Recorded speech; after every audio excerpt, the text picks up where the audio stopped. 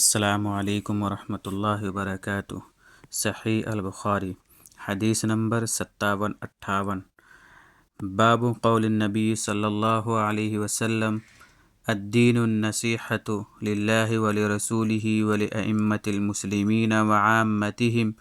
وقولہ تعالی اذا نصحوا للہ ورسولہ۔ نبی اکرم صلی اللہ علیہ وسلم کا ارشاد ہے کہ اللہ اور اس کے رسول اور ائمہ مسلمین اور عام مسلمانوں کے لیے خیر خواہی کرنا دین ہے،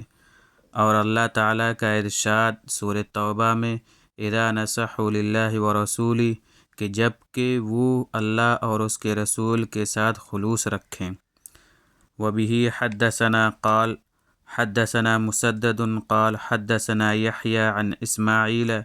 قال حدثني قیس بن ابی حازم عن جریر بن عبد اللہ البجلی قال بایعت رسول اللہ صلی اللہ علیہ وسلم على اقام الصلاة وإيتاء الزکاة والنصح لكل مسلم۔ حضرت جریر بن عبداللہ بجلی رضی اللہ عنہ سے روایت ہے کہ میں نے رسول اللہ صلی اللہ علیہ وسلم سے نماز قائم کرنے، زکوٰۃ دینے اور ہر مسلمان کی خیر خواہی پر بیعت کی۔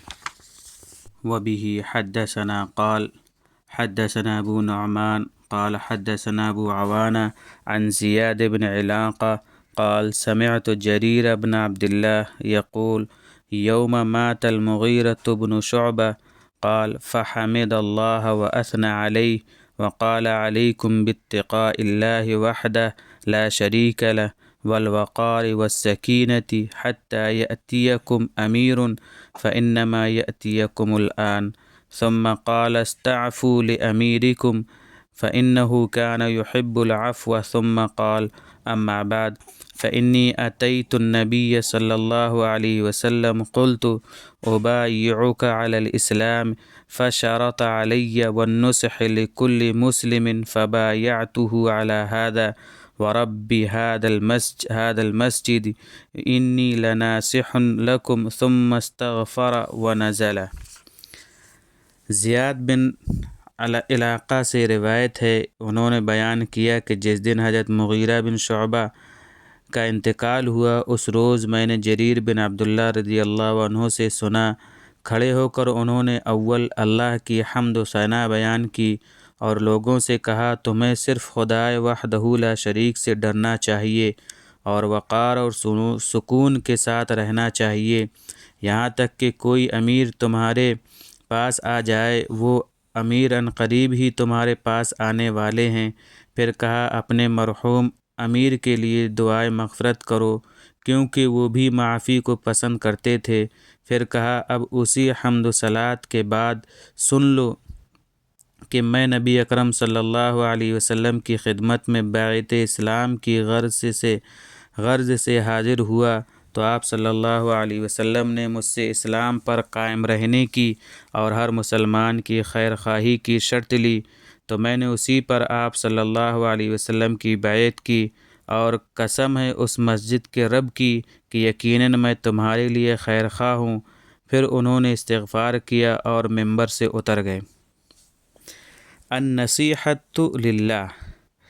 اللہ تعالیٰ کے ساتھ خلوص یہ ہے کہ اس کو وحدہ لا شریک مانے،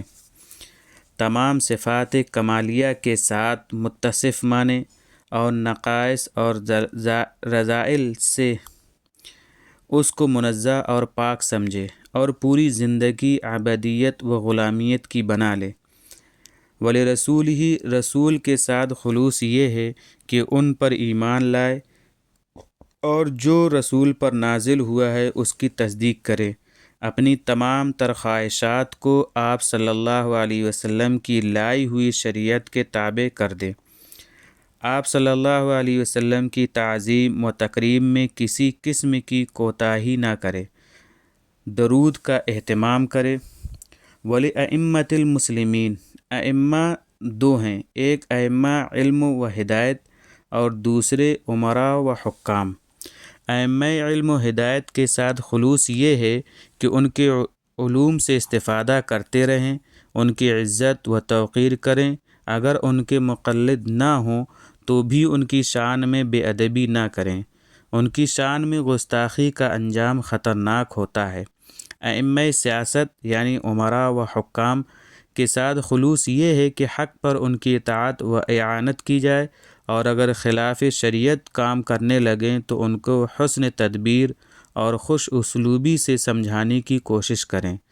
وعامتہم، اور عام مسلمانوں کے ساتھ خلوص یہ ہے کہ ہر ایک کے لیے وہی پسند کرے جو اپنے لیے پسند کرتا ہے، جس کی ترغیب بھی دی گئی ہے۔ تو یہ تھیں ہماری آج کی 2 حدیثیں جو 57 اور 58 نمبر کی حدیثیں تھیں، آپ نے سنی ہوں گی اور استفادہ بھی کیا ہوگا اس سے آپ نے۔ امید ہے کہ آپ کو یہ ویڈیو پسند آیا ہوگا۔ جو نئے ہیں ہمارے چینل کو سبسکرائب کر لیں اور بیل آئکن پریس کر دیں تاکہ ہمارے تمام ویڈیوز آپ کو بر وقت پہنچتے رہیں۔ ہم ملتے ہیں اگلی حدیثیں لے کر انشاءاللہ۔ اور آج بخاری شریف میں جو کتاب الایمان والی حدیثیں تھیں وہ مکمل ہو چکی ہیں، اور انشاءاللہ ہم جو ہے اب کتاب العلم سے